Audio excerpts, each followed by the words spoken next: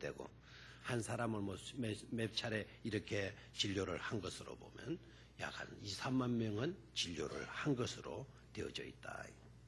이렇게 보고를 했어요. 이런 보고를 하고 언두드 목사님이 결론은 뭔가 하니까 결론을 이렇게 그가 맺고 있어요. 이는 우리들이 행한 것이 아니고 이는 여호와의 행하신 것이요 우리 눈에 기이한 일이로다. 이 날은 여호와의 정하신 것이라 이 날에 우리가 즐거워하고 기뻐하리로다. 그 영원하신 이름을 영원히 찬송할지어다. 온 땅에 그 영광이 충만할지어다. 아멘, 아멘 했다라는 거예요. 이 선교 보고의 결론 부분이 어디서 많이 좀 들어본 것 같지 않습니까? 언제 들어봤죠? 지금 들어봤습니까? 우리가 오늘 읽었던 본문 말씀이죠. 본문 말씀. 읽었던 본문 말씀으로 선교 보고 결론을 내렸다는 겁니다. 참, 이 나라는 어떻게 보면 복음을 위하여서 오래전부터 예배해 놓은 그런 축복받은 선택받은 땅이 아닐 수가 없는 줄로 믿습니다. 중국도 아니었어요. 보면 일본도 아니었어요. 어느 나라? 우리 한국. 하나님께서 선택해 놓았기 때문에 복음을 위해 선택해 놓았기 때문에 이와 같은 놀라운 결과를 얻게 된 줄로 믿습니다. 지금 또한 어떻습니까? 지금 인구 비례로 4천만에 우리 한국 5천만에 납시다. 5천만에 우리 기독교인들이 약 한 1,000만 정도면 얼마입니까? 얼마입니까? 몇 분의 1이죠? 몇 퍼센트? 20%. 20%가 되고 4천만이라고 했을 때 우리 1,200만 정도 되면 약 한 4분의 1 정도 우리 기독교인들이 되어졌다 그러잖아요. 이것만 해도 오늘 현재의 결과만 보아도 이 놀라운 성장이 아닐 수가 없죠. 그래서 요사이는 신학생들도 외국으로 유학을 가기보다는 외국에 있는 신학생들이 어디로 유학을 오려고 해요? 한국으로 유학을 오려고 한다는 겁니다. 그것도 내가 교파를 따지고 뭐 비중을 주고 차이를 두는 것은 아니지만 어느 신학대학에 가장 오고 싶어 할까요? 부산 장신대, 부산 장진대는 작년에 보니까 16명 왔더라고요. 16명. 서울 강나루 신학대학, 우리 장로의 신학대학에 가장 유학을 오고 싶어 하는 그런 신학대학이고 있다고 합니다. 옛날에는 해외파 박사님들, 신학 박사님들 인기가 좋았는데 요사이 실력 있는 신학자들이 어디에서 공부를 했느냐? 우리 한국에서 공부를 했다. 그래서 한국에서 학위를 받게 되면 해외에서 학위를 받은 것보다도 더 알아주는 그런 나라가 되었어요. 놀라운 축복된 일인 줄로 믿습니다. 자, 그러면 어떻게 했길래 우리나라가 이런 축복을 받게 됐나 하는 것입니다. 어떻게 또 이렇게 급성장을 할 수 있게 되었나? 첫 번째는요, 한 마음 한 뜻으로 뭉쳐진 공동체였다라는 거예요. 한번 따라하십시오. 한 마음 한 뜻으로 뭉쳐진 공동체였다. 뭐 그렇지 않은 교회도 있고 하지만 대체적으로 우리 초창기 우리 한국의 교회들을 보면은 교회사를 들여다보면 특징적인 요소가 정말 획기적인 것이죠. 이 경이적인 그와 같은 이야기들이 많이 들어 있습니다. 성동대감 하면 이재영 씨를 성동대감으로 이렇게 칭하는데요. 이분은 철종의 오촌 조카로 왕손이었다고 그럽니다. 왕손인데 이 사람을 전도한 사람이 엄규현이라고 하는 마부였대요. 그러니까 이재영 성동대감을 모시고 다니던 마부가 이재영 왕손 성동대감에게 전도를 한 거예요. 어떻게 전도를 했는가 하니까 성동대감은 늘 스트레스를 많이 받고 사는데 이 엄규영은 늘 웃으면서 늘 낙천적이고 뭐 이렇게 눈이 많으면 맨발로 말을 몰고 다니는데도 얼굴 하나 찌푸리는 게 없고 늘 징글벙글 늘 평안하고 그래도 하도 이 성동대감이 보니까 이만이 정신 이상 같기도 하고 약간 이게 좀 모자라는 그런 사람 같기도 하고 근데 보면 그렇지 않고 일하는 것도 민첩하고 이 좋은 것은 아닌데 어떻게 이놈아가 이렇게 다른가 나 물어봤대. 야 이놈아 너는 뭐가 그렇게 즐겁다고 날 싱글벙거리냐 마부인 주제에 음동설안에 양말도 신지 보선도 신지를 못하고 맨발로 이렇게 다니고 하면서도 어떻게 그렇게 네가 싱글벙거리냐 그랬더니 이 마부가 되는 엄규윤이가 딱 하는 말이 딱 하나 이유가 있습니다. 그게 뭔데 그러냐 하나님의 사랑을 받았거든요. 하나님의 사랑을 받고 있거든요. 다 그 말 한 거예요. 그 시대의 하나님 이야기 그 시대의 예수님 이야기 하기라는 게 이게 쉽지를 않은 거죠. 한마디로 하나님의 사랑이 이놈아 보이더냐 하나님의 사랑이 어떤 사랑이더냐 그랬더니 딱 엄규윤 씨가 하는 말이 예수님을 제가 믿거든요. 예수님이 하나님의 사랑의 증거예요. 딱 그러는 거예요. 그러면서 이 마부가 한마디 딱 한 건 대감님도 그 예수님을 만나고 예수님을 믿고 하나님의 사랑을 받으시게 되면 대감님도 참으로 행복하실걸요. 딱 한마디 하는 거예요. 그 말이 하나님의 음성으로 이 성동대감에게 바뀐 거예요. 그럼 몰래 그럼 어떻게 예수를 믿을 수가 있나? 그 마부이니까 그건 안심하십시오. 해서 자기가 이렇게 모시고 다니고 그래서 그분이 예수를 영접을 한 거예요. 나중에 이렇게 그 예수를 믿게 되면서 성동대감이 그 마부인 엄규현을 이놈아 마부인 주제에 이렇게 말하던 그를 예수 믿고 난 뒤에 그 마부 엄규현을 향해서 늘 형님 이렇게 불렀대요. 또 조폭하죠. 형님 이렇게 불렀대요. 왕손이 대감이 마부를 형님으로 부를 수 있었다. 대단한 사건 아닙니까? 그리고 나중에 백정들이 중심이 되었던 성동교회, 서울의 역사가 굉장히 깊은 그 서울대학로에 있는 우리 종로 5가에서 그 대학로 아시죠? 해화동입니까? 거기가 그 옆에 있는 성동교회. 그 교회가 백정들이 주로 다니던 교회. 옛날에 백정들은 미안합니다만은 우리 한국 사회가 뭐라고 했어요? 상론들로 이렇게 했잖아요. 그 교회의 장로님이 돼요. 이재영 성동대감이 장로님이 되고 나중에 담임 목사로 섬긴 이야기예요. 이 쉽지 않잖아요.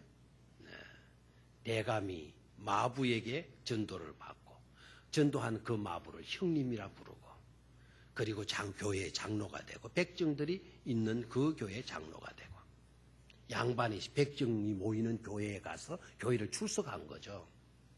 그래서 예수님을 믿게 되면서 양반 상놈이라는 계급을 이분들은 다 초월한 것이죠. 그 교회 장로가 되고 그 교회 담임 목사로 섬겼다는 겁니다. 그리고 여러분들이 많이 또 들으셔서 아시겠지만 거의 비슷한 또 하나의 에피소드가 있잖아요. 여러분 나중에 우리 교회도 시간이 되면 국내 성지순례도 하면 좋겠는데요. 얼마 전에 우리 청년들이 전라도 쪽에 성지순례를 하고 왔어요. 전라도에 가면 그 검산교회라고 하는 교회가 있습니다. 기역자 교회고요. 기역자 교회로 되어 있고 최초로 우리 한국 교회 세워진 목조 건물의 최초 교회가 되어지기도 하는 교회입니다. 이 검산교회에 있는 에피소드가 아주 또 너무 감동적인데요. 전북에 처음으로 선교사로 오셨던 분이 데이트라고 하는 선교사님, 우리나라 이름으로는 최의덕 선교사님이 이곳에 선교를 왔다가 금산 지역에 사냥을 오셨다가 두정리 마을에 지주를 만나게 돼요. 그 지주가 바로 누군가 하니까 조덕삼 씨라고 하는 지주를 만나게 돼요.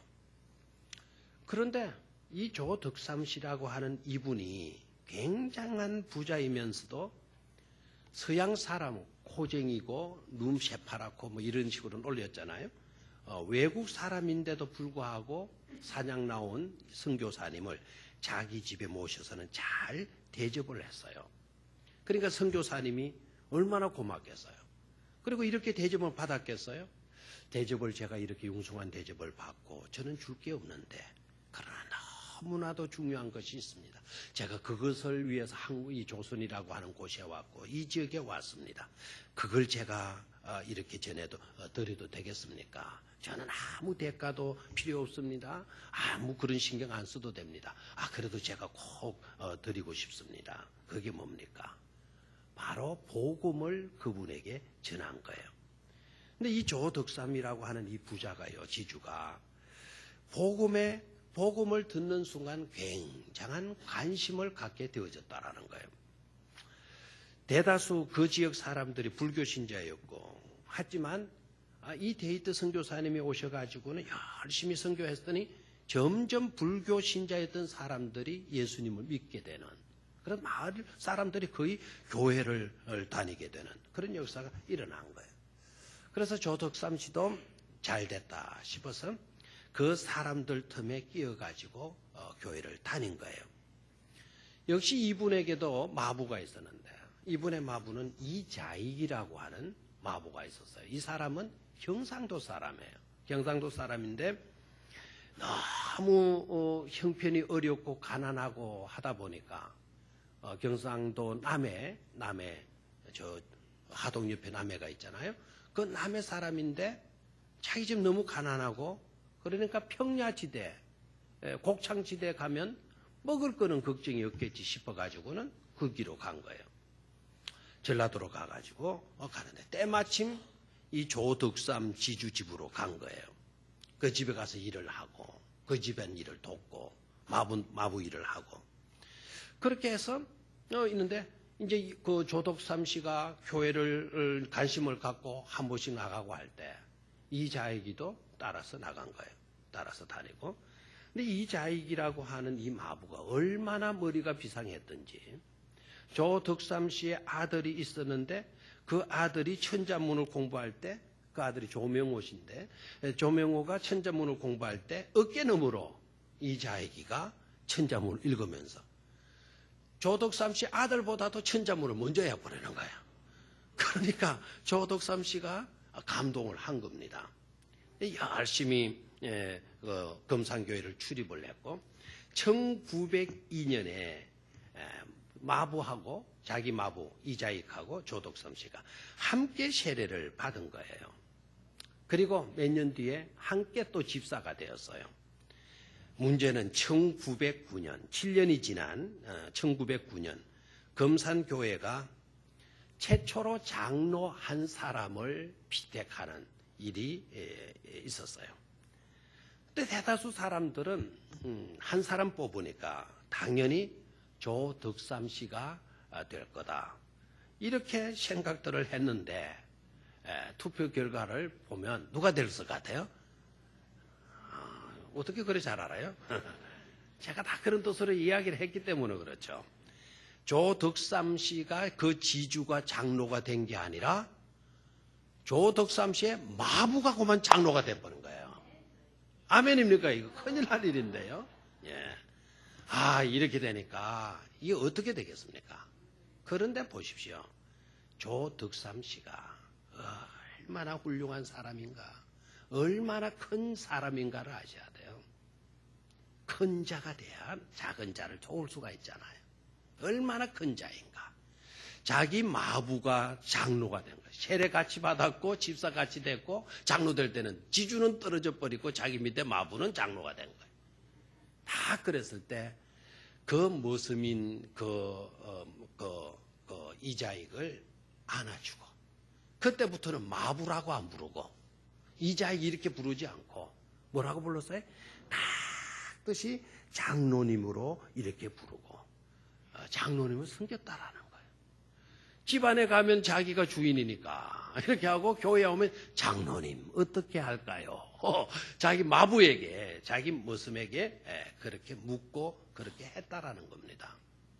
그런데 가만히 그렇게 겪어서 보니까 이 자익은 조 덕삼은 굉장히 지주고 돈이 많잖아요. 이분이 꿈이 있는 거예요. 꿈이. 야, 이 장로님을 그냥 두어서는 안 되겠다. 내가 돈을 대어 주서라도 신학을 공부하게 만들어야 되겠다.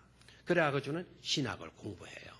평양신학교를 보내주고 전 학자금, 전 교통비 다 이렇게 대주어서 누구를요? 이자익으로 하여금 신학을 공부를 하게 만들어요. 그리고 졸업을 하게 되니까 그 이자익을 다시 자기가 섬기는 금산교회로 담임 목사로 담임 교육자로 모셔와요. 그 교회의 담임 목사님으로. 훌륭해요? 안 훌륭해요? 그리고 나중에 이 조덕삼 씨도 장로님이 되셔요.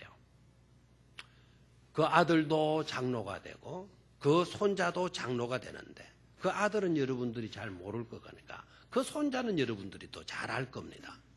그 손자는 바로 얼마 전에 국회의원으로 활동을 하셨던 조세영 장로님 아십니까? 조세영 장로님이 그분이 민주당에 계셨나요? 하여튼 조세영 국회의원이 바로 조덕삼 장로님의 손자가 되는 거죠. 손자. 그러니까 금산교회의 조 장로님의 가정이 3대째 한 교회의 장로님으로 섬기게 되어졌다는 이야기입니다.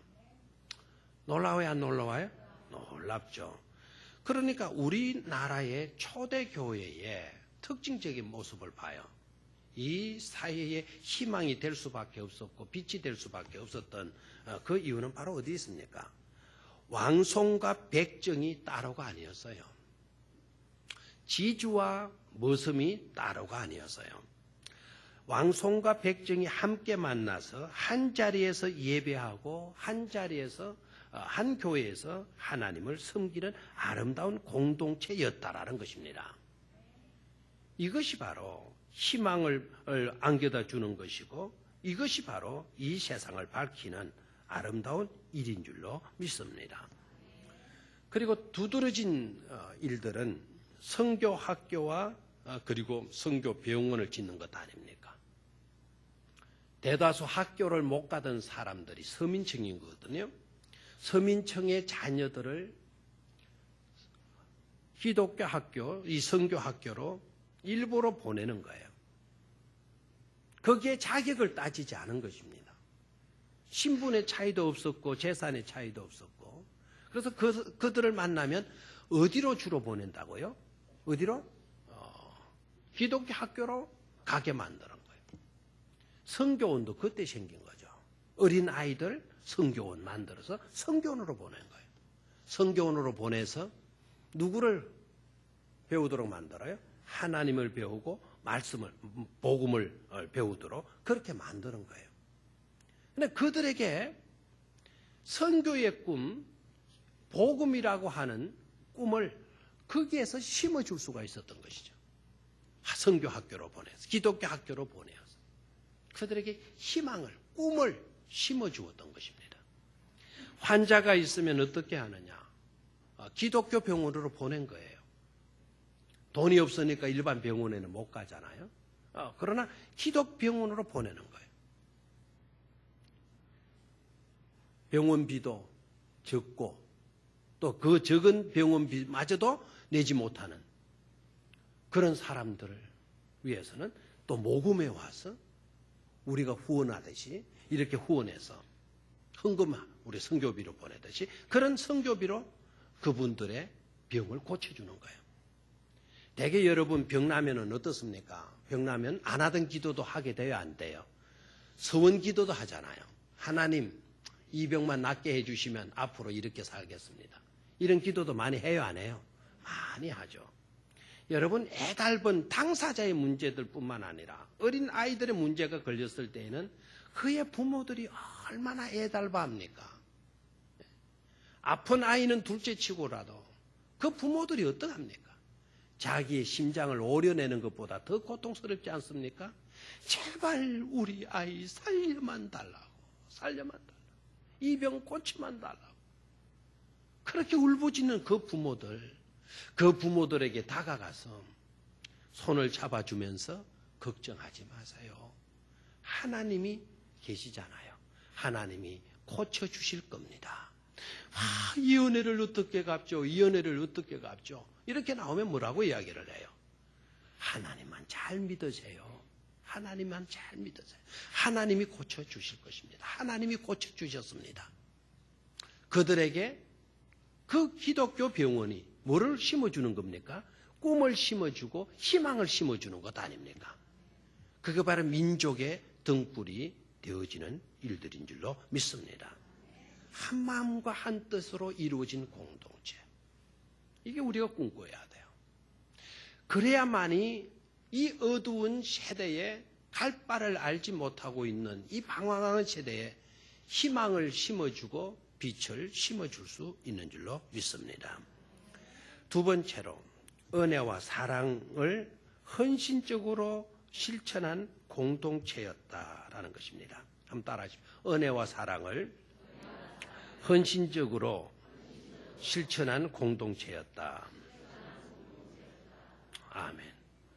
자, 일단 이와 같은 사랑의 실천자가 누구이실까? 일단은 우리는 사람에게서 찾지 말고요. 일단은 우리는 하나님에게서 먼저 찾아야만 되는 겁니다.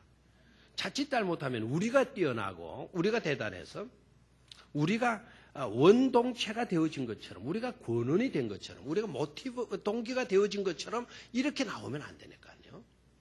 자, 키엘케고르라고 하는 유명한 철학가가 있잖아요.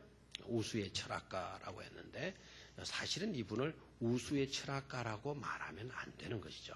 이분은 실존주의 기독교 철학가예요. 유명한, 너무나도 뛰어난 신학자, 철학자라 이렇게 보면 돼요. 이분의 이야기 가운데 이런 이야기가 나와요. 한 나라의 왕자가 민정시찰을 나갔다는 거예요. 민정시찰을 나갔다가 길을 잃었는데 희미하게 비치는 불빛을 보고 찾아갔더니 그 불빛에 사람에게 도움을 요청했더니 그분들이 다정하게 맞아주었는데 그것만 해도 고마운데 그 희미하게 비쳤던 그 움막집의 주인의 따님이 너무 예쁜 거예요. 한눈에 반해버렸어요. 누가요? 왕자님이 한눈에 반해버렸어요. 자기의 신분은 왕자이고 지금도 현직 임금의 아들이고 그리고 이 산골의 움막집에 이 교수는 아름답긴 하는데 천민 출신의 딸이란 말이에요. 사랑하고 싶지만 아내로 맞아주고 싶지만 그 갭이 이루 말할 수가 없는 거예요. 그래서 돌아왔는데 왕궁으로 돌아오는데 그 아가씨를 잊을 수가 없는 거예요.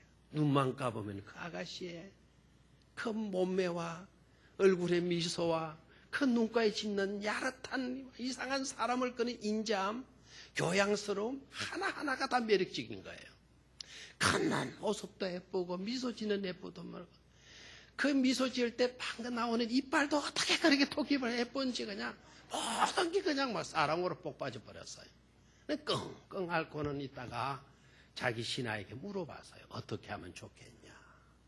지난번에 그 움막집에 그 따님이 너무 좋은데 어떻게 내 아내로 맞아들일 수가 있겠는가 그랬더니 신하가 충성스러운 신하가 대뜸하는 말이 명령만 내리십시오. 내가 가서 당장 모시고 오겠습니다. 그리고 같이 살면 되지 않습니까? 그렇게는 할 수가 있죠. 그러나 그렇게 하면 그게 어떻게 사랑으로 맺어지는 부부가 될 수가 있겠는가? 그건 폭력이고 그건 우겨따짐이지 않겠느냐? 그러니까 다른 신하가 또 이렇게 전합니다. 그러면 왕자님 그 교수에게 선물 공세를 하십시오. 날마다 뭐를 보내줘라? 폐물 막 보석들을 보내줘라. 그 보석들을 받으면 그 교수가 뿅 가지 않겠느냐? 그러면 당장 왕자님에게 시집 오겠죠. 그러니까 이 왕자가 또 하는 말이, 내가 왕자의 신분으로 시집 온다면 나를 보고 시집 오는 게 아니라 왕자라는 신분 때문에 오는 게 아니겠냐. 그리고 선물을 보내면 선물 보고 오는 거지. 그 나를 보고 오는 것은 아니지 않느냐. 그게 어떻게 사랑으로 맺어지는 부부라고 할 수가 있겠느냐. 어떤 방법이 없겠냐. 그런 신하들도 대책이 없는 거예요. 끙끙 앓고 있는데 아주 충직한 사고가 깊은 신하가 이런 제안을 하는 거예요. 그러면 왕자님, 임금으로부터 허락을 받으십시오. 3년 동안 먼 해외여행을 갔다 온다고 3년 동안 출장을 명령받고 휴가를 명령받고 3년 동안 내려가셔서 계십시오. 내려가셔서 그 규서와 집에 가서 일을 들보든지 그 규수 집에 가서 운막집에 가서 무슨으로 하든지 하여튼 그 옆집에 운막을 짓고 사시든지 간에 일단 그렇게 하시고 그 아가씨를 만나시면 되지 않겠습니까? 그리고 그 교수를 만나서 사랑하면 그 결혼이 이루어지지 않겠습니까? 그 제안을 한 거예요. 그리고 왕자가 딱 들어보니까 그게 좋겠다 해서 평민으로 돌아가서 3년 동안 평민으로 돌아가서 그 교수집에 가가지고는 지내면서 둘이 갑순이와 갑돌이가 한 마을에 살았대요. 해서 사랑이 이루어졌어요. 그래서 아내로 맞아들이고 그리고 왕궁으로 귀가를 했다라는 겁니다. 그리고 왕궁에 귀가할 때 임금에게 그 아버지에게 편지를 썼는데, 아버님 저를 믿으시지요. 저는 3년 동안 지나면서 평생 잊지 못할, 아버지도 보면 홀딱 반할 수밖에 없는 멋진 신부감을 만나서 저는 결혼식을 시골에서 올렸습니다. 무리한 짓 용서하여 주십시오. 그러나 아버지를 실망시키는 그런 것은 절대로 아닙니다. 조금 있다가 데리고 갈 거니까 아버님도 한번 만나보시면 좋겠습니다. 그랬더니 아버지가 아들을 믿는 거예요. 아버지가 아들을 믿고 돌아오는 날짜에 마차를 보내고 그리고 프레이드를 벌여주는 거예요. 온 신하들이 그 궁궐 대문에 한 1km 전방까지 나가서 막 맞이하도록 한 거예요. 신부가 신랑을 따라서 들어가는데 세상에 자기와 함께 지내던 그 무슨 초라하게 보였던 그 남자가 이상한 거예요. 아무리 신혼여행 치지만 이런 마차를 어디에서 타고 뭐 신혼여행 하는데 뿡 뜬 거예요. 그런데 왕궁으로 점점 가까이 오는데 보니까 그냥 사람들이 나와가지고는 막 박수를 치고 환영하고 막 꽃을 뿌리고 하는 거 보니까 이게 꿈인지 생신지. 그래서 물어본 거예요. 도무지 나를 미치게 만든 거냐? 나를 돌게 만든 거냐? 어떻게 이렇게 다른 세상으로 나를 이끌고 가느냐? 이게 생시냐? 어떠냐? 이게 생시라오. 나는 바로 이 나라의 왕자라오. 했다는 거예요. 그러니까 이 신부가 어떻겠어요? 너무 당황스럽지만 감격스러운 것 아니겠습니까? 일생일대에 어떻게 이런 일이 나에게, 어떻게 이런 일이 나에게. 그래서 궁궐로 입성했다는 거 아닙니까? 이게 누구의 이야기라고요? 켈케골의 이야기예요. 켈케골의 그 이야기가 어딘가 모르게 짐작해하는 요소가 있잖아요. 그게 바로 뭡니까? 그게 하나님의 사랑하는 외아들 예수 그리스도가, 왕자이신 예수 그리스도가 이 낮고 천한 이 땅에 오셔서 저와 여러분들을 만나고, 이 방법 아니고서는 다른 방법은 다 그런 방법이 될 수밖에 없으니까 우리와 3년 동안 같이 지내면서 우리의 벗이 되어주고 우리의 신랑이 되어주고 우리를 신부로 맞이해서 언젠가는 하나님 앞으로 돌아간다는 그런 이야기 아니겠어요? 그때 우리들이 하는 말이 바로 뭡니까? 아이고 이게 어떻게 된 겁니까? 예수님, 남편이신 당신이시여, 신랑이신 당신이시여, 나를 왜 이렇게 돌게 만듭니까? 내가 이게 꿈을 꾸고 있는 겁니까? 이게 생신지 꿈인지 좀 말해달라고. 그때 우리 주님 말씀하실 겁니다. 이건 꿈이 아니라 생시란다. 네? 천국으로 우리가 입성하게 되어질 줄로 믿습니다. 이게 바로 뭡니까? 예수님이 자기의 모든 것을 버려서 이 땅에 내려오셔서 결국 사랑으로, 왕의 권세로가 아니라 또 어떤 세상적인 물질적인 것으로가 아니라 우리를 인격적으로 만나시고 인격적으로 사랑하시고 인격적으로 하나님의 자녀됨의 권세를 하나님의 백성으로 하나님의 예수 그리스도의 신부로 우리를 맞아주시는 일이 아니고 무엇이겠습니까? 헌신적인 사랑, 예수님의 헌신적인 사랑. 그것이 우리 교회의 밑바탕이 되어져야 될 줄로 믿습니다. 여러분, 율법이 강합니까? 은혜가 강합니까? 율법이 강해요? 은혜가 강해요? 율법이 강해요? 사랑이 강해요? 사랑이 강합니까? 여러분, 율법보다는 사랑이 강한 것이죠. 그래서 모든 법을 완성하는 것이 바로 뭐죠? 사랑이에요, 사랑. 사랑은 율법 속에 포함되어져 있는 것이 아니고 율법이 사랑 가운데 들어가는 것임을 깨달아야 돼요. 얼마 전에 제가 서울에 있는 후배 목사님이 전화를 해서 꼭 이 영화만은 보라고 그래가지고는 몇 분들하고 밤에 영화를 보러 갔어요. 한 3, 40년도 넘은 것 같아요. 걱정이 간 지가. 레미제라블이라고 하는, 우리나라는 장발장이라고 하는 영화인데, 저 스크린 나오죠? 레미제라블. 예. 저 영화인데요. 그 불쌍한 사람들이라고 하는 뜻을 갖고 있는 레미제라블 저게. 장발장, 우리 지금 울산에도 하고 있더라고요. 지금 흥행 1위로 뭐 올랐었다가 근간에는 다른 영화로 밀렸다고 하는데요. 빅토르 유고의 유명한 작품이죠. 저 작품은 꼭 여러분들이 한번 보셔야 돼요. 아마 이 중에도 몰래 가 보신 분들도 있는 것 같아요. 낮에 어떤 분이 이야기했더니 가서 봤다 그래요. 그래서 잘했다 그러면서 저것들 그러면 가고 내가 이렇게 말을 했어요. 우스갯소리로. 한번 보신 분 한번 손 들어봐요. 벌 주고 뭐 그런 거 아니니까. 한번 보신 분 한번 손 들어봐요. 박 장로님도 보셨어요? 둘이만 봤죠? 5번. 5명이. 저는 좀 안 끼워주고 그랬어요. 저 후배한테 고맙다고 내가 전에 몇 번 했어요. 한 번 더 보려고 해요. 저 레미제라블. 저 영화를 볼 때는요. 아마 이런 관점으로 보시면 좋을 것 같아요. 율법이라는 게 뭔가, 율법적인 관점에서 저 영화를 한번 보시면 좋을 것 같아요. 빅토르 유고가 아주 훌륭한 기독교인이거든요. 아주 그 내용도 보면 너무나도 복음적, 너무나도 기독교인이에요. 꼭 한번 보셔야 돼요. 우리 교회에서 단체 관람을 한번 가도 좋을 것 같아요.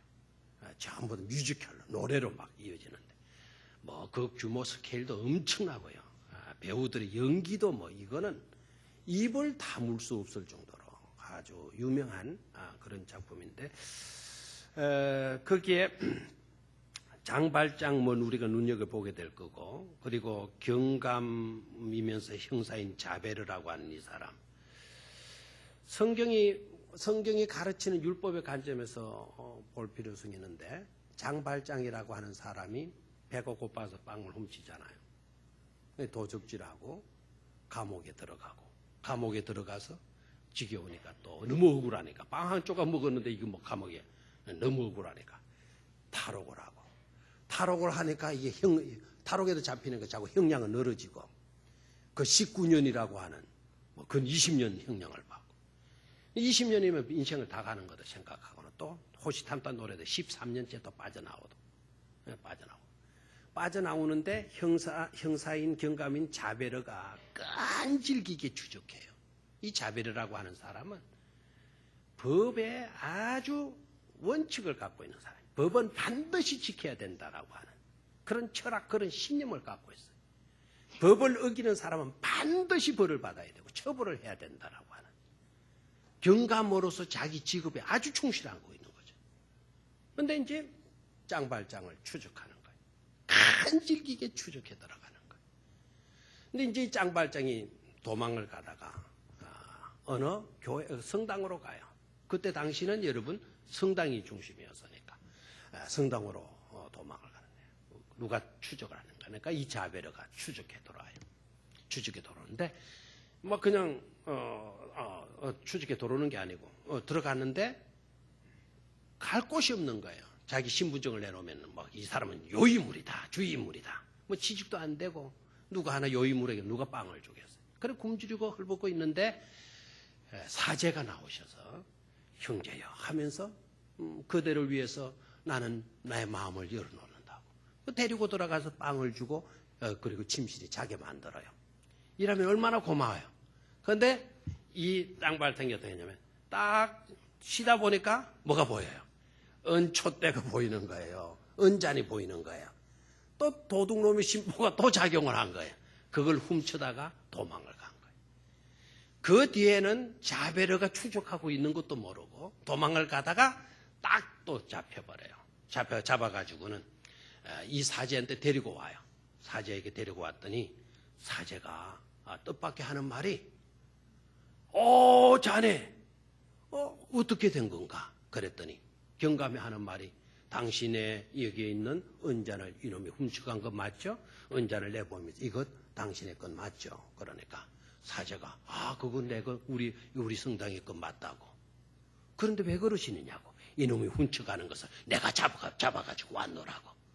그럼 사제가 약간 의한 뜻으로 딱 길끔 쳐다보더니 하는 말이 이건 내가 이 사람에게 선물로 준 건데 마침 잘 왔다고. 아니 자네한테 내가 은잔을 줬는데 왜 촛대는 안 가지고 갔어? 이거 촛대도 있으니까 가지고 가라고. 딱 이렇게 이야기를 해. 그랬더니 장발장이 그게 충격을 먹는 거예요. 충격을. 그리고 이제 그 경감에게 그 형사에게 노임을 얻게 되죠. 이 시간이 없으니까 그 이야기 다 할 수는 없고 그런 연속으로 진행되어지는데 끝까지 누가 추적을 하는 거 아니까 그 경감 자베르가 추적을 해요. 그런데 중요한 거는 빅톨 유고가 말하고자 하는 거는 바로 그거죠. 장발장이 그 사제로부터 사랑이 뭔가, 은혜가 뭔가, 다른 거를 충격적으로 그가 대하게 되면서 인생을 다시 살아야 되겠다. 사랑이 나를 변화시키는 걸로, 사랑이 장발장을 변화시키는 그것으로 메시지를 주고 있는 거예요. 그 자베르라고 하는 형사는 율법의 관점으로 보아야 되는 거예요. 율법은 끝까지 우리를 추적하는 거예요. 빅톨 유고가 그 작품을 통해서 뭐를 말하고자 하시는지 아시겠습니까? 율법으로는 그 어떤 인생도 한 영혼도 구원할 수 없다라는 거예요. 구원할 수 없다. 심지어 자기 자신도 구원할 수 없다. 라는 것을 뭘로 보여주느냐? 뭘로 보여줘요? 책을 읽든지 영화를 보든지 그렇게 하셔야 돼요. 뭘로 보여주느냐? 자베르가요 자살을 해요.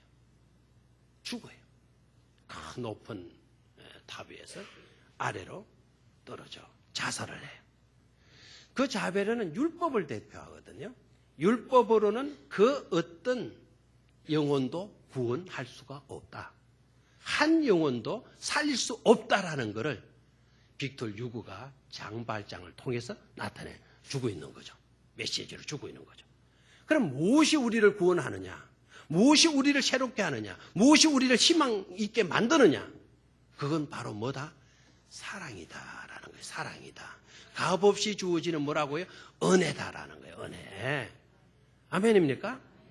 우리가 아름다운 공동체가 되어서 이 시대에 희망이 되어주고 빛의 사명을 감당하려고 하면 철저하게 사랑 공동체로 우리는 견고히 서야 된다라는 사실이죠. 이러면 영화를 통해서 더 할렐루야가 나오고 이건 그래도 꼭 영화를 한번 보시기를 바라요. 알겠습니까? 장발장. 요금도 나는 한 몇만 원 하는 줄 알았어요. 나는 7만 원 정도 하는 줄 알았더니 7천 원인가 밖에 하는데요. 영화가 정말 싸더라고요. 뮤지컬로 여러분 실제적으로 가본다면 그거 7만 원 주고 보겠습니까? 아마 20, 30만 원 봐야 볼 수 있는 영화예요. 시간이 없기 때문에 마지막으로요. 안디옥 교회를 눈여겨보셔야 돼요. 안디옥 교회. 안디옥 교회를 눈여겨보기 위해서 일단은 사도행전 13장 1절로 3절 한번 같이 읽어보도록 하겠습니다.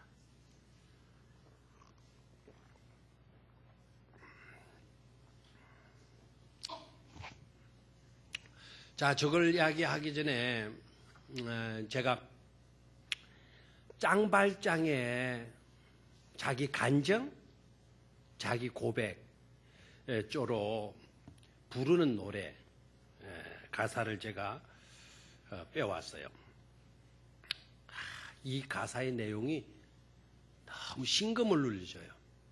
저도 이 부분에 눈물이 쭉 쏟아지더라고요. 스위트 지으셨어요. 스위트 지으셨어요. 달콤한 예수요. 달콤한 예수요. 아름다운 예수요. 내가 누구인지 당신은 아시지요? 이 노래로 부르는 거예요. 내가 누구인지 당신은 아시지요? 난 밤중에 도둑, 개처럼 피해 다니던 자, 정오의 울부짖음 밖에 남지 않았는데 당신이 보낸 그는 나를 형제라 불러싸우며 그는 나를 믿는다고. 당신은 그날 내 영혼을 만지시고 내게 사랑을 가르쳤습니다. 그리고 나를 묶는 대신에 수갑으로 나를 묶는 대신에 내게 자유를 주셨나이다. 그리고 내가 한 번도 가보지 못한 길로 가게 하셨나이다. 아멘이 없네요. 그리고 나를 묶는 대신에 내게 자유를 주셨나이다. 그리고 내가 한 번도 가보지 못한 그 길로 가게 하셨나이다. 한 번도 가보지 못한 그 길은 사랑하는 길이었어요. 그 길로 나로 하여금 가게 하였나이다. 그래서 이 장발장이요, 그 가난 때문에 어린 아이 빼기 살리는 일 때문에 몸을 팔아 자기 어머니가 창녀가 되어지는데 그 창녀가 죽어가요. 그 창녀가 죽어가면서 그 남긴 그 불쌍한 고아로 남은 그 딸아이를 끝까지 지켜주고요. 끝까지 키워줘요. 그 길을 나로 하여금 한 번도 가보지 못한 그 길을 나로 하여금 가게 하였나이다. 눈물 없이 볼 수 없는 감동적인 그런 노래, 그 영화의 뮤지컬이에요. 아까 한번 그 화면을 한 번 더 보여주죠. 저기에 내 눈처럼 좀 매섭게 있는 왼쪽에 모자 쓴 저 사람이 바로 자베르 형사의 형사. 탁 째려보잖아요. 오른쪽에 있는 또다시 째려보는 정오에 있는 저 사람은 바로 장발장이에요. 장발장. 그 밑에 저 여자, 아름다운 저 여자가 자기 딸 굶주리는 거 먹여주려고 방 없으니까 나중에 쏘가가지고 끌려가가지고는 머리를 깎아 팔고 끌려가가지고는 결국 창녀가 되고 그래 죽어버리는데 저 여자의 딸아이를 저 옆에 있는 저 작은 그림에 마주보고 있는 저 여자 딸아이를 장발장이 끝까지 키워주고요. 그리고 결혼해서 살게 만들어요. 너무 아름다운 그런 영화이죠. 자, 아까 사도행전 13장 1절로 3절. 저기에서 우리가 또 봐야 될 거는 연합의 교회, 초대교회도 우리나라도 그러고 우리 초대교회도 안디옥 교회도 낮에도 말씀을 드렸지만은 안디옥 교회도 특징이 뭐죠? 안디옥 교회 시작. 안디옥 교회 선지자들과 교사들이 있으니 저기도 좋습니다. 저기에서 먼저 눈여겨봐야 될 거는 교회 안에 뭐가 있었다? 선지자들이 있었고 교사들이 있었다. 이 시대가 어떤 데입니까? 초대교회입니다. 초대교회에 선지자가 있었다. 구약 때나 있었을 이야기인데 선지자가 있었다. 교사들이 있었다. 이건 바로 뭔가 하니까 안디옥 교회는 말씀을 중시하는 정통성을 갖고 있었다라는 거예요. 뭐를 중요시하는? 말씀을 중요하시는 전통성. 이 전통성을 잃지 말아야 돼요. 우리 교회가 118년 된 교회이지 않습니까? 우리 교회가 정통성을 잃지 말아야 돼요. 그 정통성이 바로 뭡니까? 하나님의 말씀 중심, 예배 중심. 이 정통성은 우리가 절대로 뭐 하지 말아야 돼요? 놓치지 말아야 돼요. 선지자들과 뭐가 있었어요? 교사들이 있었다. 저기서 우리는 말씀을 얼마나 중요시 여기는 그 전통을 이 교회가 얼마나 굳건히 붙들고 있는가를 우리는 배울 수 있어야 되고요. 그 다음에 또 읽어봅니다. 시작. 곧 바나바와 니게르라 하는 시몬과 구레네 사람 루기오와 분봉왕 헤롯의 젖동생 마나엔과 및 누구라 사울이 됐습니다. 저기까지 3절까지 읽지 맙시다. 몇 사람이 등장합니까? 바나바, 시몬, 루기오, 마나엔, 사울 5사람이죠. 맞습니까? 예, 5사람. 이 5사람의 특징을 봐요. 바나바는 여러분이 잘 아시죠? 바나바는 어떤 사람입니까? 예루살렘 총회에서 최초로 선교사로 임명을 한 분 아닙니까?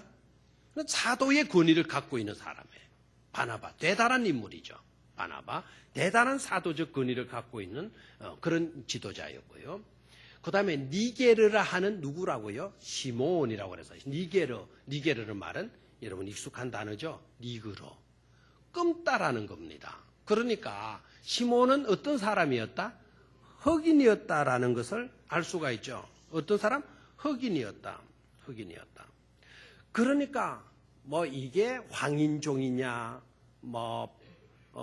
백인종이냐, 흑인종이냐 그런 신분을 뭐 하고 있습니까? 그런 인종을 초월하고 있는 것을 볼 수가 있죠.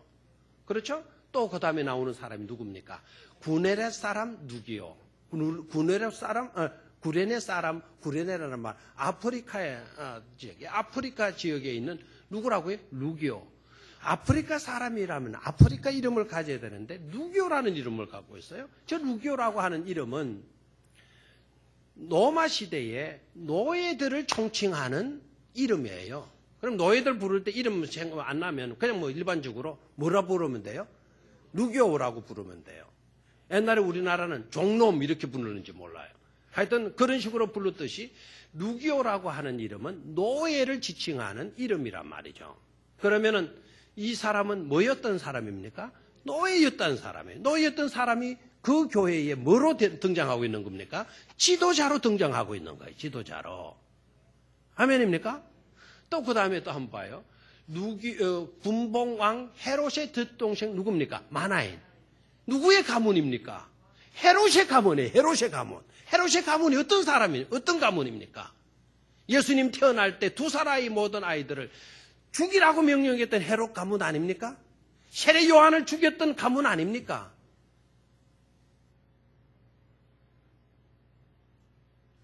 야고보인지 안드레인지 모르겠네요. 톱으로 순교를 당했던 사람이 야고보? 안드레? 하여튼 그 사도를 죽였던, 톱으로 잘라 죽였던 가문이 헤롯 가문이에요. 헤롯 가문. 근데 헤롯 가문에 뭡니까? 젖동생 마나엔. 그 마나엔도 안디옥 교회에 뭐로 등장하고 있어요? 지도자로 등장하고 있지 않습니까? 더 충격적인 것은 및 누구라 그랬나요? 사울이라. 사울이 안디옥 교회의 지도자로 지금 이렇게 세워져 있는 거예요. 사울이 어떤 사람입니까? 서대반을 처형했을 때 앞잡이 섰던 사람 아닙니까? 예수 믿는 사람들을 죽이려고 덤벼들었던 사람 아닙니까? 이런 사람이 안디옥 교회에 뭐가 있습니까? 지도자로 세움을 입고 있다라는 사실이죠. 아멘입니까? 그러니까 이 교회의 연합성을 우리는 볼 수 있어야 돼요. 얼마나 뛰어난 교회인가를 알 수 있어야 돼요. 우리 교회도 앞으로는요, 여기에 뭐 다문화 가족도 우리 교회에 뭐가 될 수 있어야 돼요? 권사도 될 수 있어야 될 줄 믿습니까? 지금이야 노예고 이런 신분이 없으니까 아무리 구석진 곳에서 어려운 일을 하고 있는 사람도 머슴이 지금은 없지만 머슴과 같은 그런 처지에 있는 사람도 백정과 같은 그런 직업의 무시를 차별을 두는 것은 아니지만 그와 같은 신분이 있는 사람도 우리 교회 뭐가 될 수 있어야 돼요? 지도자가 될 수 있어야 된다 이 말입니다. 이 열린 마음을 갖고 있었다라는 거예요. 연합성을 갖고 있었다라는 거예요. 이게 얼마나 아름다운 것인가. 병영교회 작은 자들의 벗이 되기 위해서는 우리는 이와 같은 포괄적인 믿음과 열정을 가져야 될 줄로 믿습니다. 이런 교회로 올 한 해 동안 든든히 세워져 갈 수 있도록 사랑의 마음을 품고 율법 중심의 것이 아니라 율법은 정죄하는 일까지는 할 수 있지만 거듭나게 구원하는 일은 없는 거예요. 예수 그리스도의 보혈의 은총을 크게 힘입은 우리라고 한다면 우리도 사랑의 실전자로 쓰임을 받고 진정 작은 자들 그들의 벗이 되어줄 수 있는 우리 모두가 되어지기를 주의 이름으로 축원합니다. 하나님 아버지, 새해